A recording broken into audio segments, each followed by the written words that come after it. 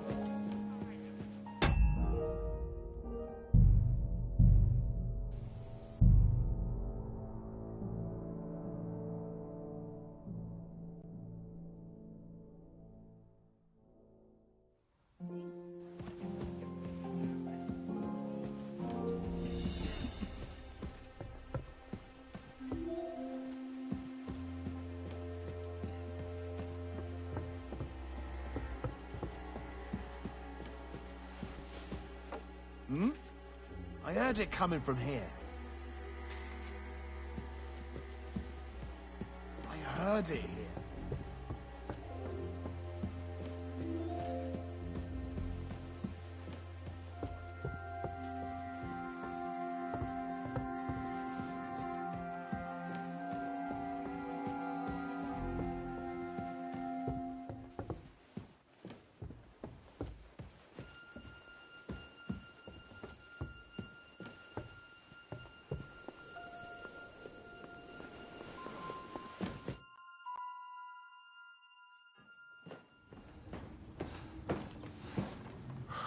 Did you get it? Yeah.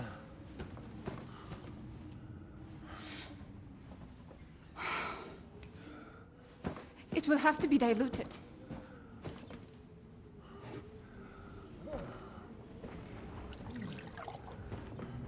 His fever is getting worse. If this doesn't work, I don't think he'll last long.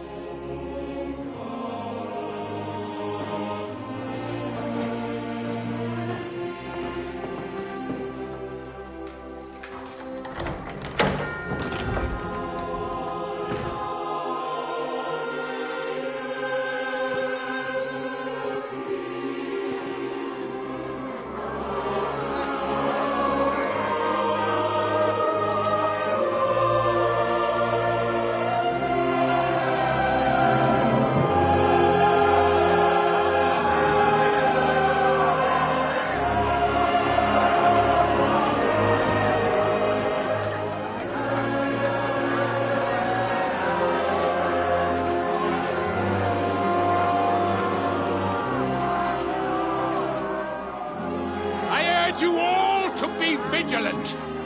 These days we have all sorts of vagabonds, drifters, outlaws and bandits roaming the country.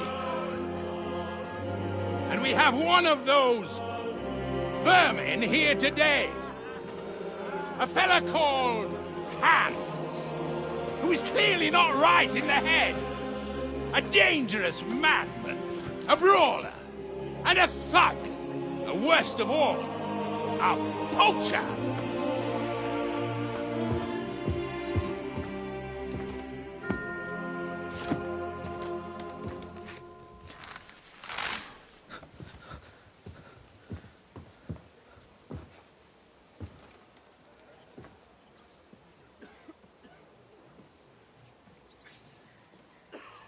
And so, for the damages he caused to our dear Lord Otto von Berghoff, he is sentenced to be hanged by the neck until dead! Stop!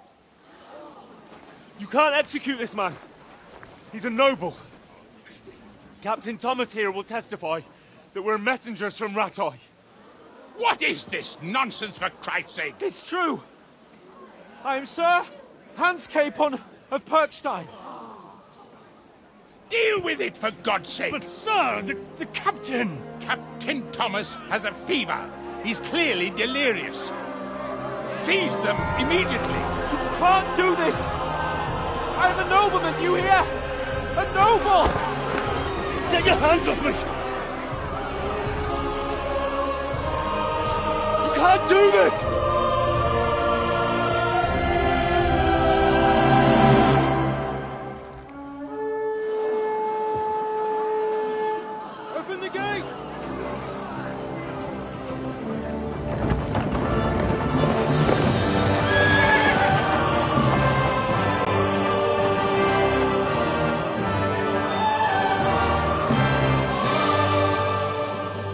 Lord. What the hell is going on? It was just a... It's a hanging. You can't hang him.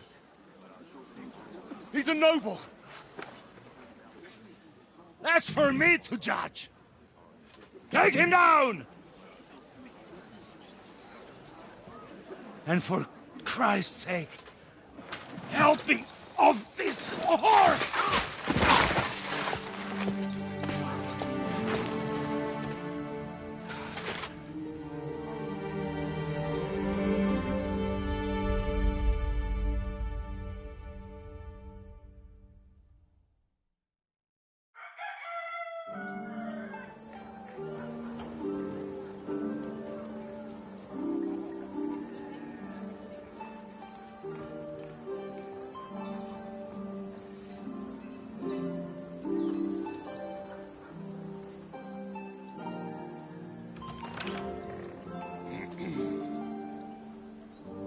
You may enter.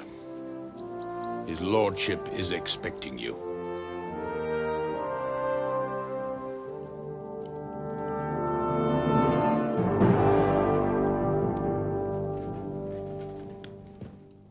So, you're messengers from Rattay, huh? I was wondering when someone would turn up. All right, then. Let's hear it. My respects, Sir Otto. I am Sir Hans Capon of Perkstein, and this is Henry of Skalitz, my escort. Welcome to Trotsky, gentlemen. I'd greet you standing up as befits, but I'm glad I can even sit at the moment. I heard you were ambushed by outlaws. You heard right. Those bastards did a job on me.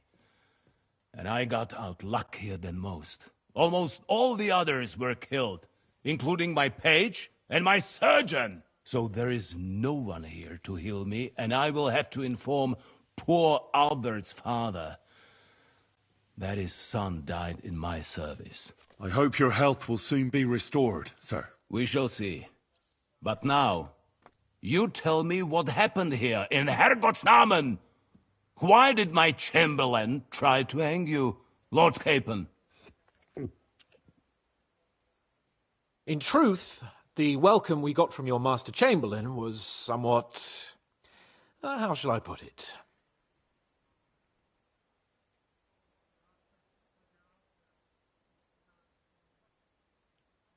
Your Chamberlain's welcome was appropriate enough, considering our appearance, the situation in your domain, and your orders, sir. Ah. I appreciate your diplomacy, young man. Master Chamberlain Ulrich can sometimes be more hasty and passionate than is healthy. And we are glad you hold no grudge against him. Are we not, Ulrich? I regret what happened, gentlemen. Please accept my humblest apologies. Anyway, let us leave this misunderstanding aside and get to the point. As far as I'm aware, Ratai showed no interest in negotiations before, either with me or with the League of Lords. True. Our houses have thus far stood on opposite sides. I should say so. Attacking Brno and Jihlava together with that renegade Sokol of Lemberg hardly inspired our sympathy.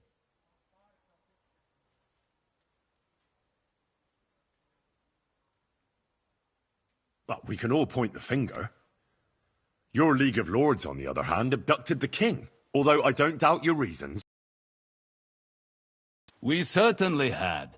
The main one being that your Wenzel is an irresponsible drunkard and idler who is hurting the Empire by his inactivity.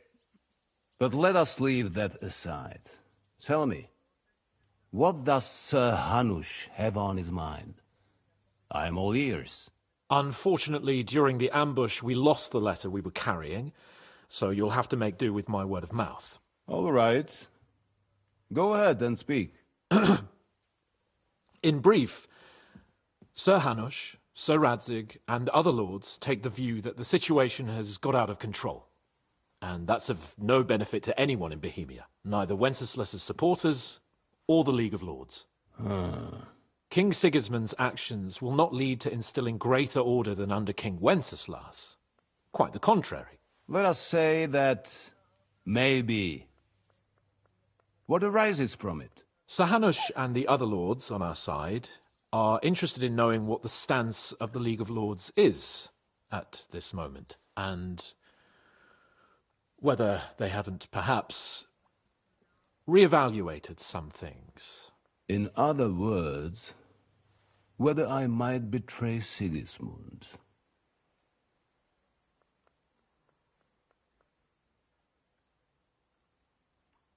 I wouldn't be so bold as to suggest that, sir.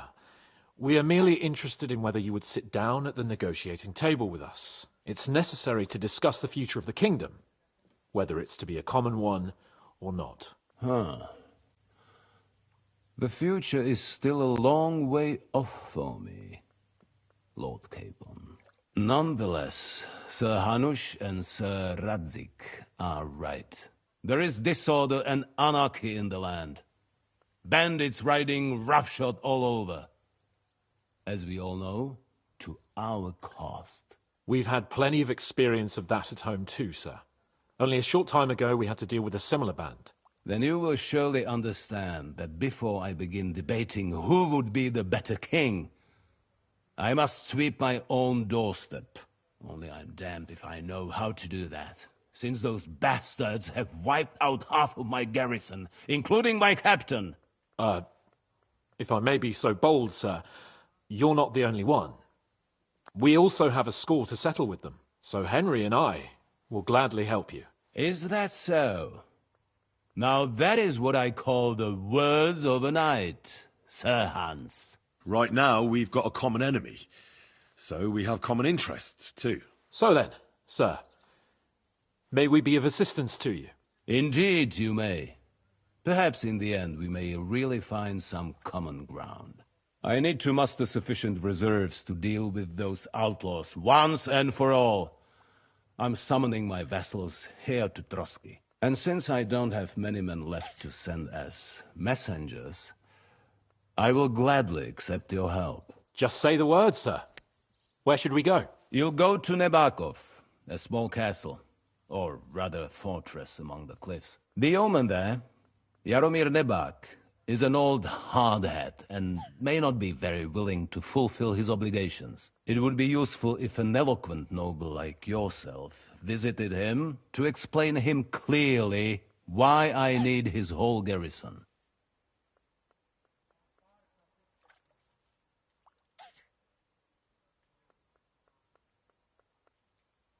We'll take care of it, sir. Count on us. All right. We'll head out as soon as possible. Let's not delay our diplomatic mission unnecessarily. Very well. I think that is all for now. The Chamberlain will show you where you can put your heads down, and he will supply you with horses. And once we have resolved this little digression, we shall talk about your own mission. Thank you, sir. May I ask something, Sir Otto? Oh. Ask away, young man. When you were ambushed, did you see those bandits? Would you recognize any of them? Henry, don't start with that again. Why do you ask? The thing is, when we were ambushed, I believe I saw among them one of the men we ran up against at home. Oh. What did he look like? Do you know his name? He's called Istvan Toth, a Hungarian noble. He wears black armor. A stocky fella, around 40. I've already told you that's nonsense. How would he be here? You only saw him from a distance, from behind. You're imagining it. And why does this Toth interest you, young man? He was the leader of a band that made trouble for us in Sasau. And he has something that belongs to me. Ah, interesting. Interesting. But I must disappoint you. I saw no one of that description. Thank you, sir. And sorry. I had to ask. I understand. And now I shall entrust you to the care of Uri here. And I shall look forward to the good tidings you bring me from Nebakov. Go with God, gentlemen. Thank you for everything, sir. The Lord be with you. There will be time enough yet for social niceties. Now there are more practical matters to deal with. Sir Otto has generously agreed to accommodate Lord Capon in one of his chambers. And you, Henry, shall also be accommodated, as befits your station. There, your equipment shall also be returned to you, and you'll find your horse in the stable. Nevertheless, his lordship takes the view that, as a noble's escort, you should have a befitting mount. And therefore he has kindly decided that you may take one of our horses, if you so wish. Gentlemen, follow me.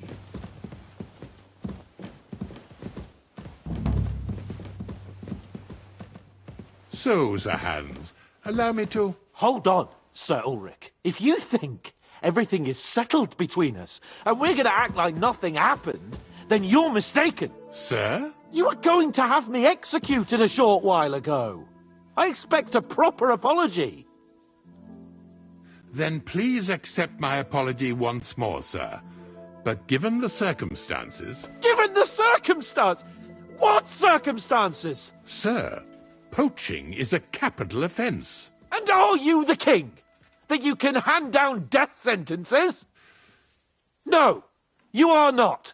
What's more, you had plenty of reasons to realise it wasn't a good idea. Sir, I could not have realised that. You couldn't have realised? Yes, you could, but then you wouldn't have been able to play the Lord and stage private executions. Sir, once more I apologise. And now, please allow me to show you to your quarters. I wouldn't dream of inconveniencing you. I'll find my quarters by myself. Henry, once you're done with that annoying fool, get your horse and we'll meet at the gate. Well, it seems Lord Capon will not be requiring my services any more today.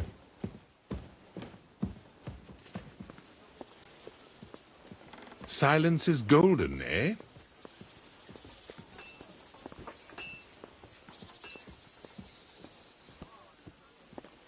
Nevertheless, welcome to Trusky, the finest and biggest castle you shall ever see. Rumor has it that the castle was built on the jaws of hell, and that we're sometimes plagued by demons here. But don't believe a word of it. It's just idle talk to excuse the servants' laziness and incompetence. It's demanding enough keeping everything here running smoothly without any of that. It requires a man of exceptional qualities and talents. By the way, this place is a maze for strangers. It's very easy to get lost.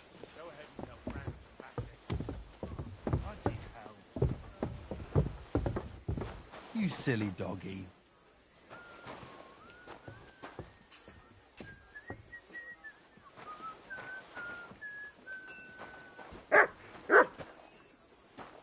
The jail cells are down there.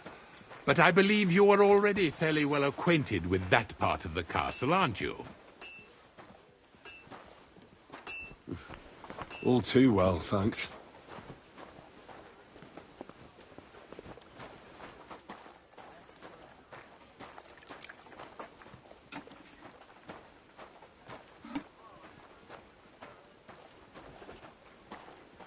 Here it is. You'll find a bed inside, opposite the door, and a chest where we put your belongings. You'll find some new clothing there, a little gift from our gracious lord, to ensure you're not mistaken for a beggar again.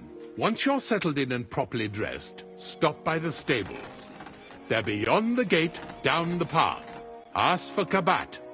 He was supposed to prepare a horse and tack for you, or tell him you'll keep your own if you insist. Then he'll give you proper tack at least, so you don't disgrace us.